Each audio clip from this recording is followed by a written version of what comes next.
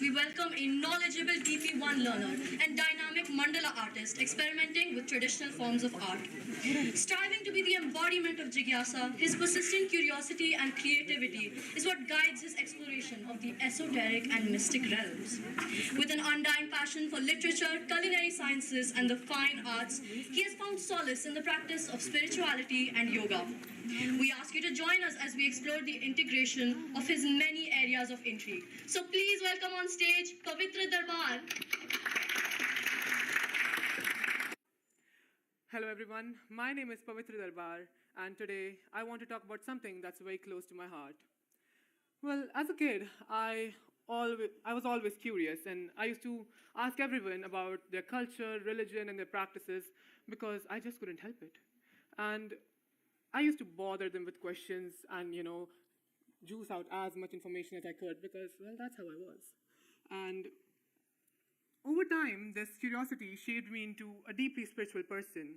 And, well, it led me to this huge world of magic and spirituality and esoteric knowledge. And today, I wish to share a small fragment of this world of mine with all of you. Well, as humans, first question might have been that what is manifestation? And so how I like to think of it is, as humans, all of us have desires, our wishes, and I think that manifestation is a good tool or a way to achieve those manifestations.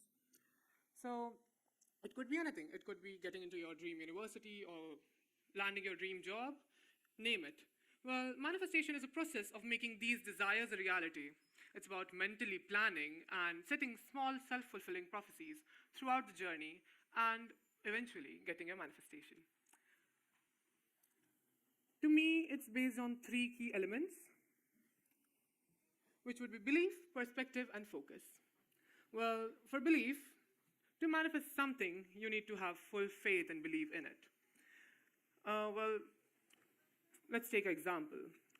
Public speaking, something that I was terrified of.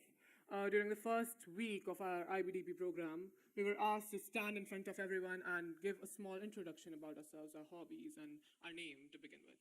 And I was terrified. Like, the entire time, the mic was shaking, my legs were tapping, and God knows it was a mess.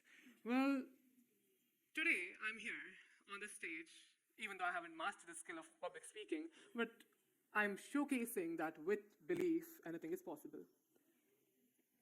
Moving on to perspectives.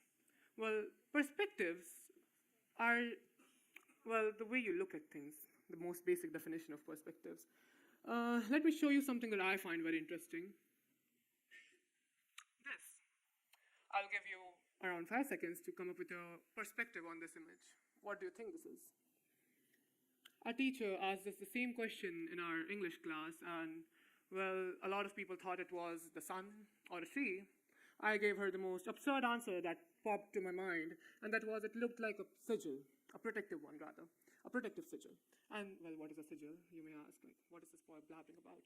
A sigil is a symbol with profound, deep, mystical meaning to it. And I thought that the center circle looks like an orb of energy, and the lines which are pointing outward are like swords trying to protect that orb of energy.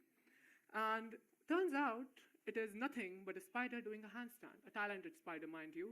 Well, that moment was slightly embarrassing when I said this answer out loud in the English class, but we will not talk about that, right? So this is actually what we call a doodle, and it was developed by Roger Price. So you see how things, or like how your perspective changes your view towards things. And I feel like the doodle is a great example of perspectives in general. Your perspectives basically shape your reality. And, well, next point, belief. Well, what are beliefs? I think I just covered that. Do you have it in mind? What are beliefs? Beliefs are the most fundamental things. Perspectives and beliefs are actually interlinked. The way you view things will shape your perspective on them. Your beliefs will shape your perspectives. It's a whole mess. It's going to be one point to other and the other point to one. So those are 2 points covered. We will talk about focus now. Focus is, okay, one basic example for students. You remember when we are told to focus on what we are studying?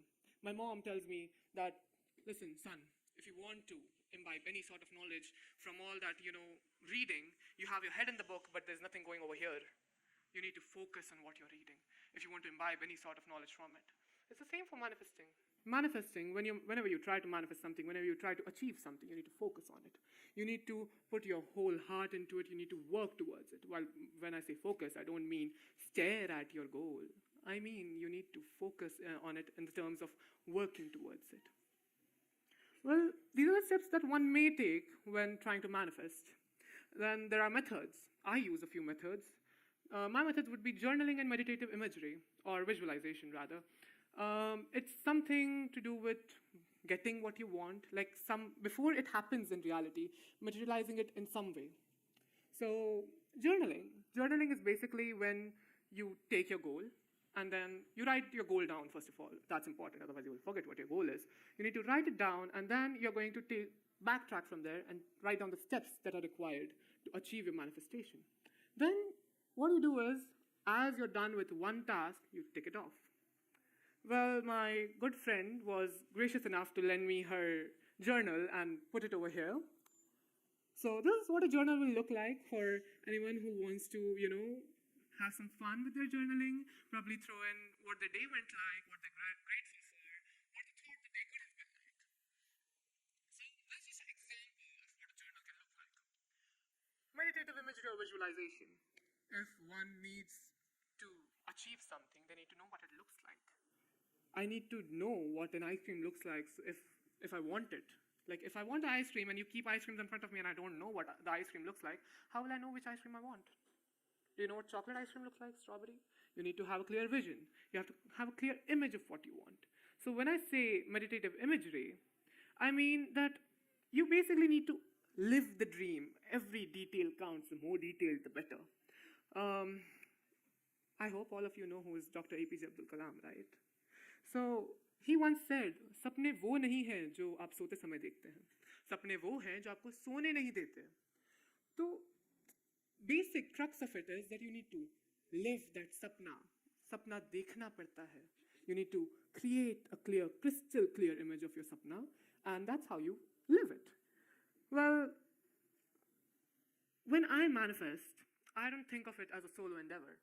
Whenever I manifest, I think of it as a collaboration between me and the universe, me and the surroundings. So I source all of my inspiration, all of my energy for doing such a tedious task, working towards it from my surroundings. I need to be grateful for that. For being able to do any of it, it requires inspiration. Nature is my biggest inspiration. So when I said in the beginning that manifestation is nothing but a bunch of self-fulfilling prophecies, goodness, that's a mouthful, over a period of time, what did I mean by that? Well, we have this concept in psychology, where a self-fulfilling prophecy is nothing but a belief in your head, which you reinforce so deeply and heavily that your body ends up taking action accordingly. Well, one of my beliefs is, well, if I don't look at the sun once I wake up, then my day might not go that well. And even if my day is going well, due to that belief, due to that self-fulfilling prophecy, my body will take action according to that belief, and I will probably end up stubbing my toe or falling and tripping and think that, oh God, this was such a bad day. Or, well, there's another belief of mine which says that if I look at a murder of crows or like a pair of crows on my balcony just after I wake up or while I'm leaving for school, that day will be excellent. So that's just a belief. And even if it's not going well, I will be like, oh my God, I enjoyed so much. I was so happy throughout the day. So that's the impact of your beliefs. So that is your beliefs and that action and how it impacts others around you. How it helped me, because like if someone came up on the stage and is talking about manifestation, they must have had some link to it, no? Otherwise, why would they be here talking about this topic? They had multiple choices to talk about something. So, well, as a matter of fact, I manifested my way into IB. One of my desires, one of my goals is to settle abroad in a huge house, very beautiful house. Oh God, I love that house. But that's my visual representation of the house, right? So how does IB come into picture for that? Well, going abroad, IB will be a good stepping stone for me. So I didn't know about IB. My friend introduced me to IB. And well, after school, we both used to go to Sangeeta ma'am's cabin and we used to pester her with questions. Ma'am, how does the admission process go on? Like, when are the exams? What do we do in the exams? Do we have to prepare for the exams? And ma'am was like, no, just show up, no. So that's what we did. And then I got into IB. And yeah, along with that, I ended up in this suit.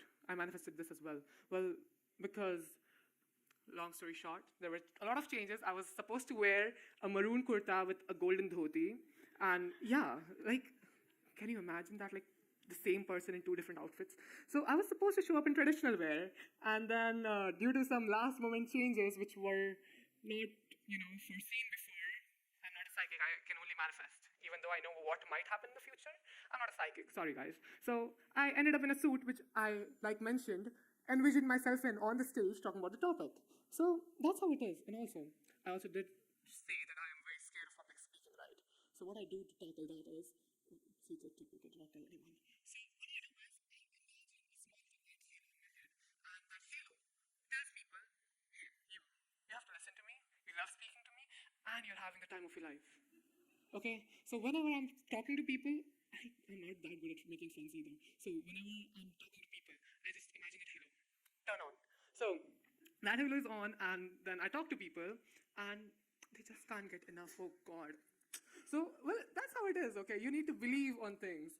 So that's how manifestation has helped me. And, well, in conclusion, manifestation isn't just about something happening or you wishing for something to happen, right? It's about shaping your reality through perspective, belief, and one more thing, focus. Yeah? As Shah Rukh Khan once said, अगर किसी चीज़ को तुम किसी पूरे दिल से चाहते हो तो पूरी कायनात तुम्हें उससे मिलाने में लग जाती है, पूरी कायनात तुम्हें उससे मिलाने में जुट जाती है. तो, well, that's manifestation for me. That's basically how it works, right? So, like I said, a lot of this happened because of my curiosity. So if my curiosity guided me to this platform where I never imagined speaking on, I am here standing and talking to all of you. So if my curiosity led me here, let's see where your curiosity and knowledge and jigyasa leads you. Thank you so much.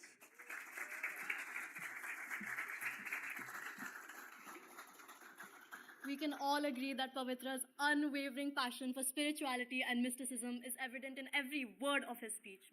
Thank you so much, Pavitra. I would like to call upon marketing heads Kevin Doshi and co-head Riona Ramchandani to felicitate Pavitra.